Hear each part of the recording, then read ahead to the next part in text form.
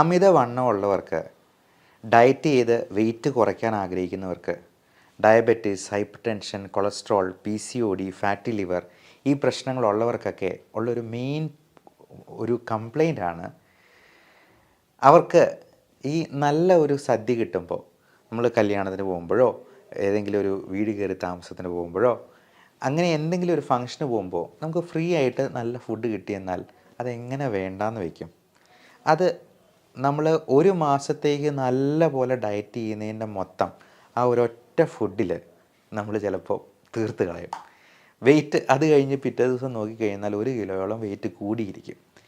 ഇതിന് എനിക്ക് personally experience ചെയ്യാൻ പറ്റിയ ഒരു സൊല്യൂഷനാണ് ഞാൻ ഇന്ന് ഈ വീഡിയോയിൽ ഡിസ്കസ് ചെയ്യുന്നത്.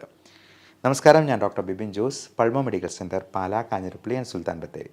അപ്പോൾ വെയിറ്റ് കുറയ്ക്കാൻ ആഗ്രഹിക്കുന്നവർ എല്ലാവരും നിർബന്ധമായിട്ടും ചെയ്യേണ്ട ഒരു പ്രധാനപ്പെട്ട കാര്യം, ഒരു ഡിജിറ്റൽ വെയിങ് ബാലൻസ് വാങ്ങിക്കുക. അതിനൊരു 300 രൂപയൊക്കെ ഓൺലൈനിൽ വിലയുള്ളൂ. അപ്പോൾ ഡിജിറ്റൽ എന്ന് പറയാൻ പ്രത്യേക കാരണം അതിൽ പോയിൻ്റ് ഇത്ര ഡെസിമൽ പ്ലേസും കൂടി കാണിക്കും എന്നുള്ളതാണ്. അപ്പോൾ രാവിലെ എണീറ്റ ഉടനെ കഴിയുമെങ്കിൽ മൂത്രമൊഴിച്ച് വയറ്റിൽ നിന്നൊക്കെ പോയതിന് ശേഷം നമ്മൾ ഏറ്റവും മിനിമം ഡ്രസ്സിൽ വെയിറ്റ് ഒന്ന് നോക്കുക. അപ്പോൾ അതിനകത്ത് ഒരു 0.2 ഡിഫറൻസ് ആണെങ്കിൽ പോലും കാണിക്കും എന്നുള്ളത് കൊണ്ട് നമുക്കത് കൃത്യമായിട്ട് എഴുതി നോട്ട് ചെയ്ത് വയ്ക്കാം. അതിൽ കുറയുന്നുണ്ടോ കൂടുന്നുണ്ടോ എന്നുള്ളത് നോക്കി നമുക്ക് നമ്മുടെ വെയിറ്റിനെ ഒന്ന് ട്രാക്ക് ചെയ്യാൻ പറ്റും എന്നുള്ളതാണ് ഏറ്റവും പ്രധാനപ്പെട്ട കാര്യം. ഞാൻ ഈയിടെ വിദേശ രാജ്യങ്ങളിൽ ഒരു ടൂറ് പോയിരുന്നു. അപ്പോൾ അവിടെ നമുക്കൊരു പാക്കേജായിട്ടാണ് ഇത്ര ദിവസത്തേക്ക് ഒരു റിസോർട്ടിലൊരു പാക്കേജ് എന്നുള്ള രീതിയിലായിരുന്നു. അപ്പോൾ അവിടെ ഇഷ്ടം പോലെ സീ ഫുഡും എല്ലാ തരത്തിലുള്ള ചിക്കനും മീറ്റും അങ്ങനെയുള്ള സാധനങ്ങളെല്ലാം 4 നേരമോ 5 നേരമോ വേണമെങ്കിലും കഴിക്കാനായിട്ട് നമുക്ക് കിട്ടും. അപ്പോൾ അങ്ങനെ കിട്ടുമ്പോഴേക്കും ഉള്ളൊരു പ്രശ്നം, നമ്മൾ ഇഷ്ടംപോലെ കഴിക്കും, എന്തായാലും ടേസ്റ്റുള്ള സാധനമാണ്, നമുക്ക് ഇഷ്ടമുള്ള സാധനങ്ങൾ എന്ത് വേണമെങ്കിലും അൺലിമിറ്റഡ് ആയിട്ട് കഴിക്കാം. പ്രത്യേകിച്ചും ബുഫേ കിട്ടിക്കഴിഞ്ഞാൽ നമ്മൾ ആരും വിടത്തില്ല. പക്ഷേ അതിന് ശേഷവും എൻ്റെ വെയിറ്റ് കൂടിയില്ല. അതിന് സഹായിച്ച കുറച്ച് സീക്രട്സാണ് ഞാനിവിടെ പങ്കുവയ്ക്കുന്നത്. അതിൽ ഏറ്റവും പ്രധാനപ്പെട്ട കാര്യം മധുരം, ബേക്കറി, മൈദ ഈ 3 സാധനങ്ങളും നമുക്ക് പൂർണ്ണമായിട്ടും ഒഴിവാക്കാൻ പറ്റുക എന്നുള്ളതാണ്. അപ്പോൾ മധുരം ഒഴിവാക്കി കഴിഞ്ഞാൽ ജ്യൂസ് അങ്ങനത്തെ സാധനങ്ങളൊക്കെ എങ്ങനെ കഴിക്കും എന്നുള്ളതാണ് ഒരു ചോദ്യം. കാപ്പി, ചായ, ഇപ്പോൾ കാപ്പുച്ചീനോ, മൊക്കാച്ചിനോ അങ്ങനെ എന്ത് വെറൈറ്റി വേണമെങ്കിലും അവിടെ കിട്ടുമായിരുന്നു. അപ്പോൾ ഞാനതിന് ചെയ്തത് ഷുഗർ ഫ്രീ, അതായത് 0 കാലറി സ്വീറ്റ്നർ ഉപയോഗിക്കുക എന്നുള്ളതായിരുന്നു. ഈ 0 കാലറി സ്വീറ്റ്നറും ഒത്തിരി കഴിക്കുന്നത് നല്ലതല്ല, എന്നാലും ഷുഗറിനെ അപേക്ഷിച്ച് നോക്കുമ്പോൾ 0 കാലറി സ്വീറ്റ്നറാണ് ഇച്ചിരി ബെറ്റർ എന്നുള്ളതാണ്. കാപ്പിയിലും ചായയിലും പഞ്ചസാര ഇടാതെ ശീലിച്ചെന്നാൽ നമുക്കത് പതുക്കെ ഇഷ്ടമാവുകയും ആ ഒരു ശീലം നമുക്ക് തുടരാനും പറ്റും. അതേപോലെ പാലിൻ്റെ ഉപയോഗവും പരമാവധി കുറയ്ക്കുക. പകരം നമുക്ക് മിൽക്ക് ക്രീം ഉപയോഗിക്കാം. മിൽക്ക് ക്രീം എന്ന് പറയുന്നത് അത്ര തന്നെ കാലറി ഇല്ലാത്ത എന്നാൽ പാലിൻ്റേതായിട്ടുള്ള സ്വാദം തരുന്ന ഒന്നാണ്. അതുപോലെ ഷുഗർ ലേവലേശമില്ലാത്ത എന്നാൽ കാലറി ഫ്രീ ആയിട്ടുള്ള കുറച്ച് ഭക്ഷണങ്ങളും ഞാൻ ഇതിൻ്റെ കൂടെ പറയാം. അതിൽ രണ്ടാമത്തെ പറയാവുന്ന ഏറ്റവും നല്ല സംഗതി പ്രോട്ടീൻ ഡിഷസാണ്. അതായത് ഞാൻ പാലിച്ച ഒരു ഭക്ഷണക്രമമുണ്ട്. നമുക്കവിടെ ഇപ്പോൾ റൈസായിട്ട് കിട്ടും, ചപ്പാത്തിയോ അല്ലെങ്കിൽ നാനായിട്ടോ അല്ലെങ്കിൽ പൊറോട്ടയായിട്ടോ ഒക്കെ കിട്ടും. നമ്മൾ ഈ കാർബോഹൈഡ്രേറ്റിൻ്റെ അളവ് പരമാവധി കുറയ്ക്കുക, കഴിയുമെങ്കിൽ 0 കാർബോഹൈഡ്രേറ്റ് ആക്കുക.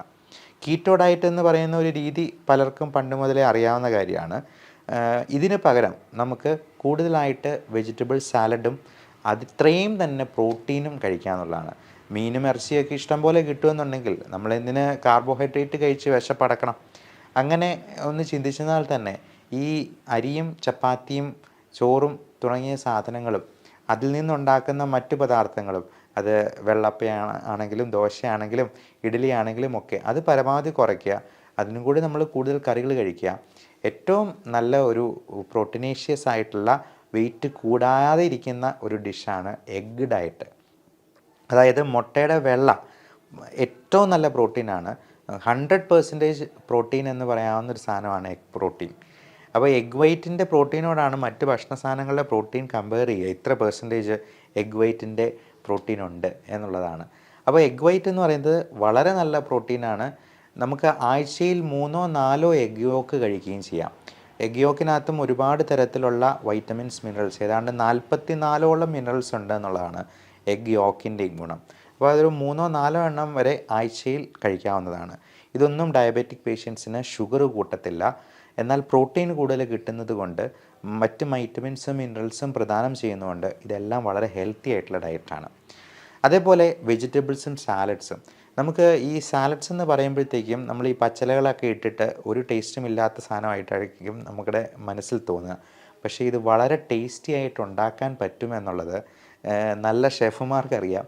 അവർ നല്ല ഡിഷസ് സാലഡ് കൊണ്ട് തന്നെ പ്രിപ്പയർ ചെയ്ത് തരും എന്നുള്ളതാണ്. അപ്പോൾ ആദ്യമേ ഭക്ഷണം കഴിക്കുന്നതിന് മുൻപ് തന്നെ നല്ലപോലെ സാലഡ് കഴിക്കുക.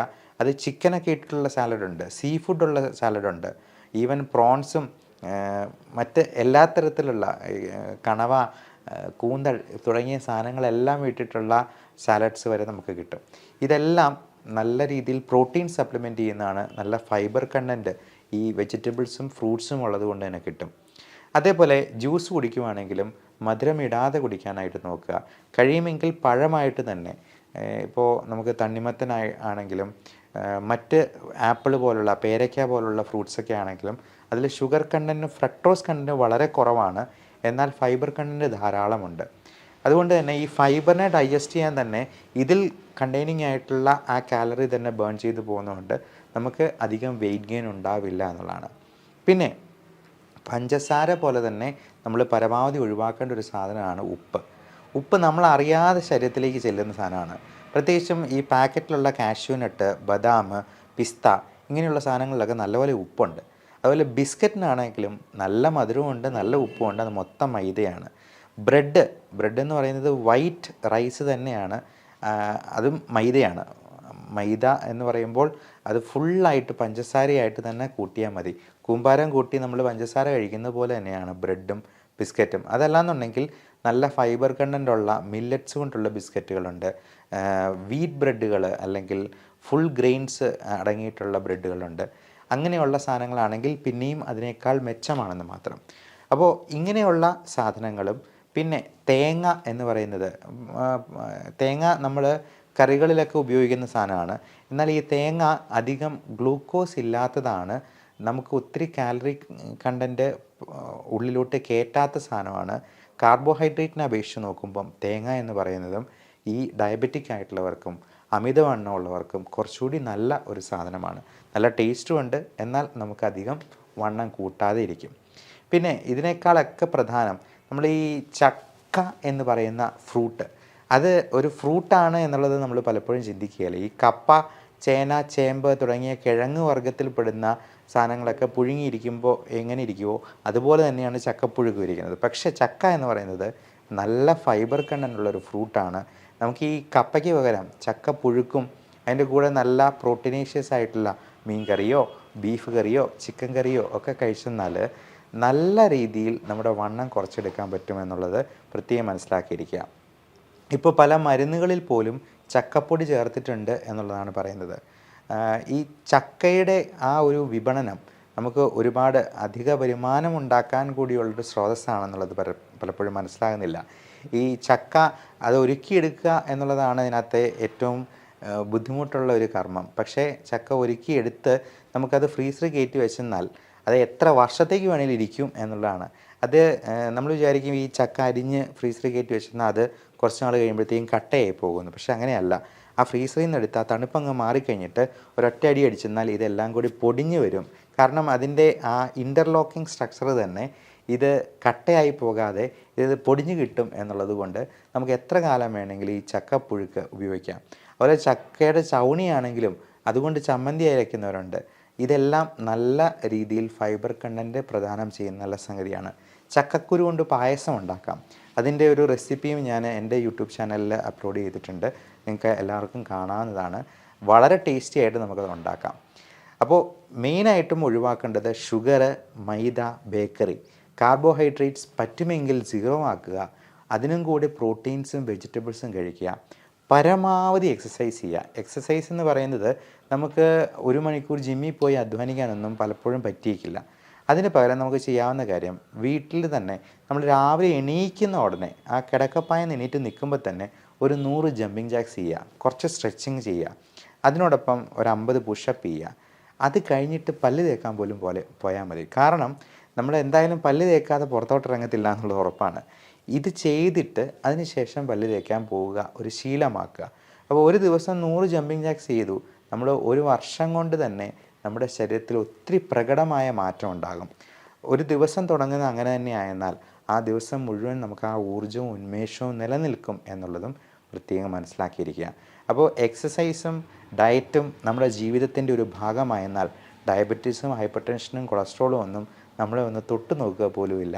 മാത്രമല്ല ഇനി അങ്ങനെ ഉള്ളവർക്ക് മരുന്ന് അത്രയധികം കുറച്ചുകൊണ്ട് തന്നെ ഇത് കൺട്രോൾ ആക്കാനായിട്ടും പറ്റും. അമിതവണ്ണം എന്ന് പറയുന്ന ഒരു സംഗതി നമുക്കൊരു ജീവിതത്തിൽ ഒരു പ്രശ്നമേ ആകാതിരിക്കും എന്നുള്ളത് മനസ്സിലാക്കുക. എല്ലാവർക്കും നല്ല ശാരീരിക ആരോഗ്യവും സൗന്ദര്യവും ആശംസിക്കുന്നു. Love and regards doctor Bibin Jose, Pulma medical centre, Pala, Kanjirappally and Sultan Bathery.